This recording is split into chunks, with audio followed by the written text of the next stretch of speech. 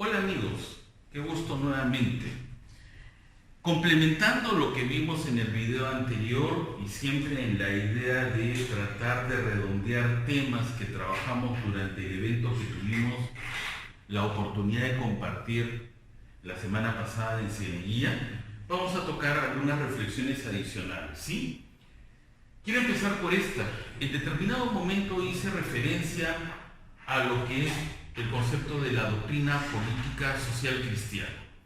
Y ahora quisiera detenerme un poquito en ello, porque durante el evento de Cieneguía el tiempo estaba muy ajustado y solamente lo mencionamos.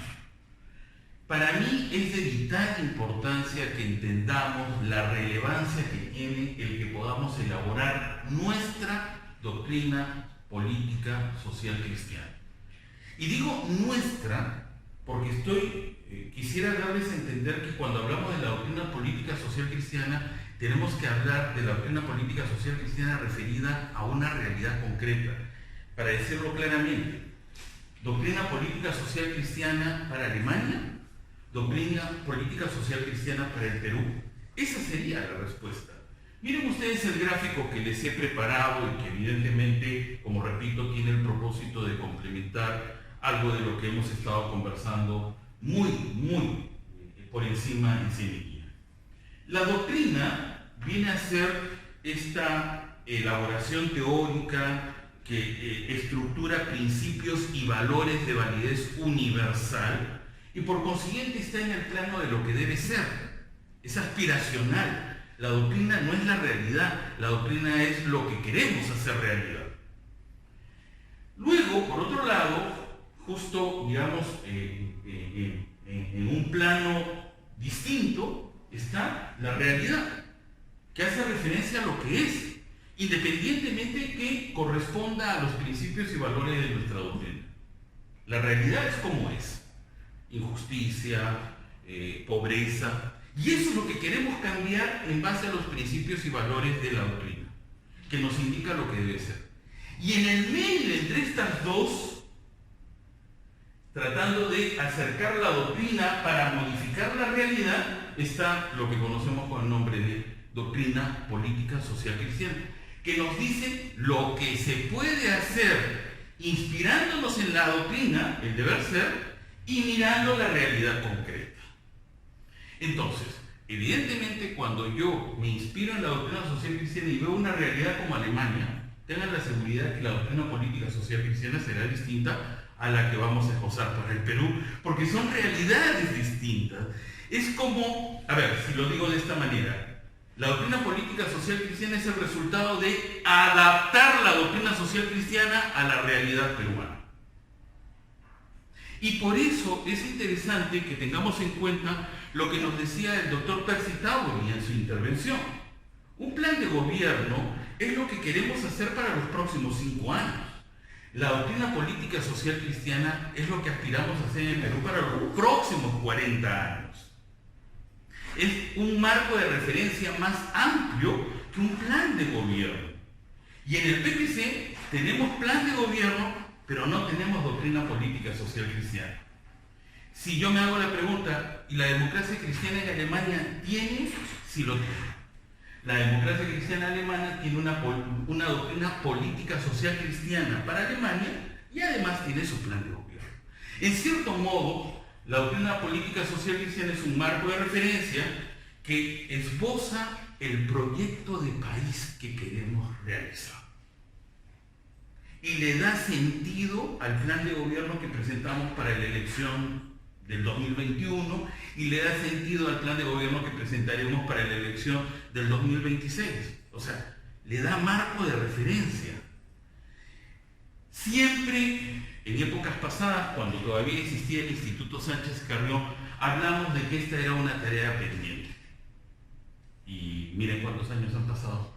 Sigue siendo una tarea pendiente.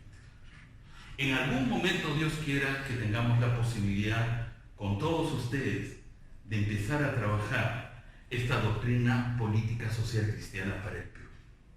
Sería un aporte muy valioso de la juventud PPCista, no solamente para el partido, sino para el país. Eso es muy importante tenerlo en cuenta.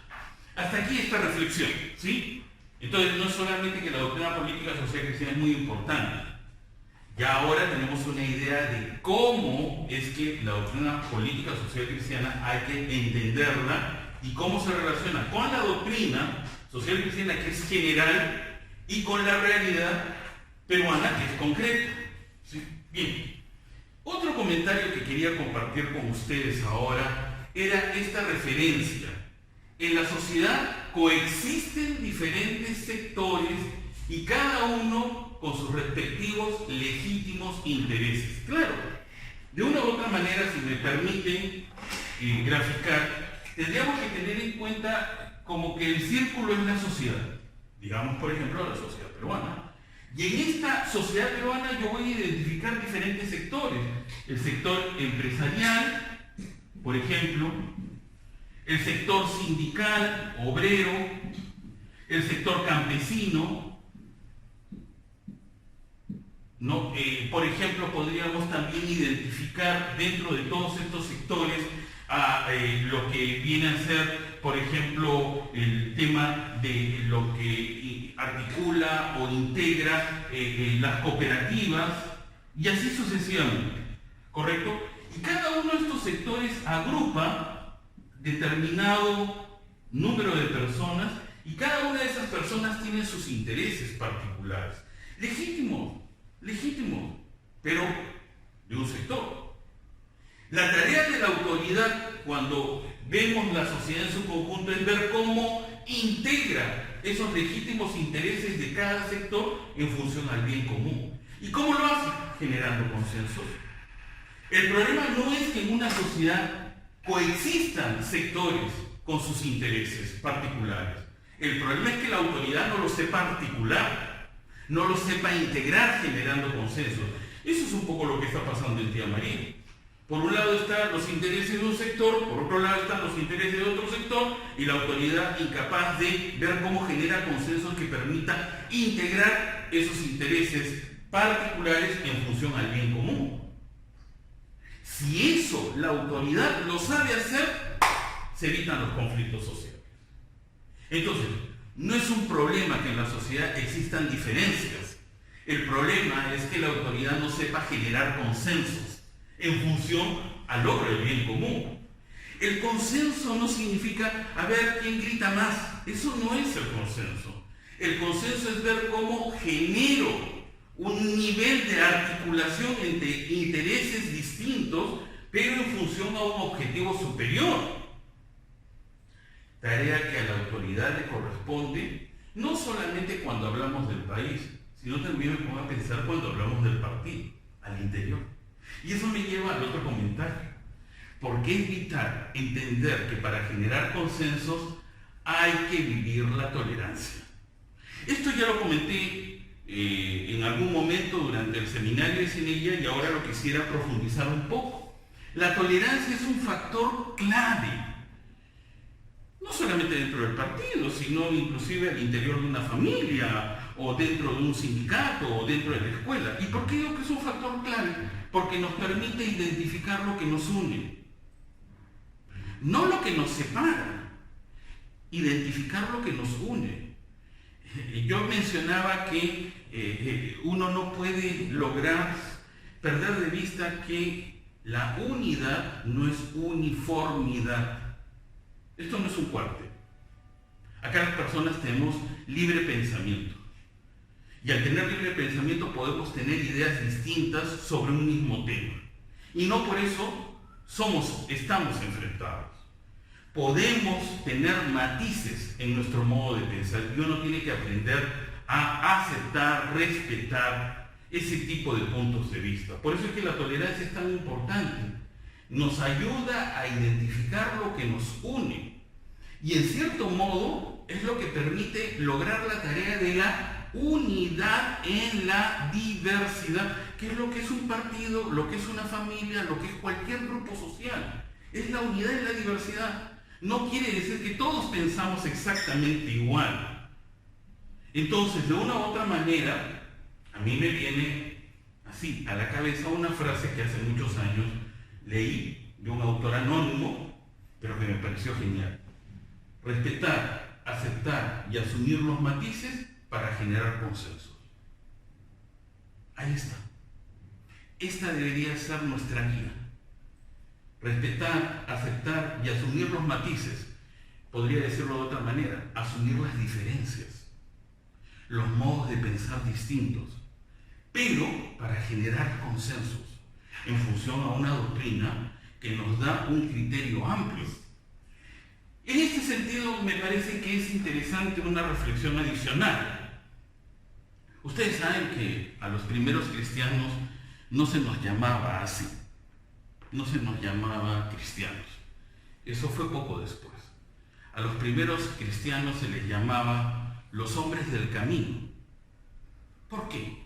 Por esta frase del Evangelio que nos menciona Cristo cuando dice: yo soy el camino, la verdad y la vida. Y entonces quedó los hombres del camino. Y poco después nos llamarían cristianos o seguidores de Cristo. Pero el nombre inicial con el que se conoció a los seguidores de Jesús era los hombres del camino. Y a mí eso me parece sumamente simbólico, porque si ustedes se ponen a pensar, no hay camino si no hay linderos. Un camino se define en función a los linderos, a los límites. Entonces yo camino, ¿no es cierto?, dentro de este, permítanme, me corrijo, yo ando dentro de este camino porque hay linderos. Piensen por un segundo, el camino implica necesariamente que exista un lindero y el otro lindero. Sin linderos no hay camino. Y lo mismo ocurre con el camino del social cristianismo. Tiene linderos que están demarcados por nuestros principios y nuestros valores. Hay quien irá por el medio, hay quien zigzagueará, hay quien irá por aquí y luego por acá, pero mientras no nos salgamos del camino, todos somos social cristianos. Los matices nunca pueden hacernos perder de vista de que nuestra tarea es generar consensos para lograr la unidad en la diversidad. Acá la idea no es cómo logro que todos piensen igual a mí.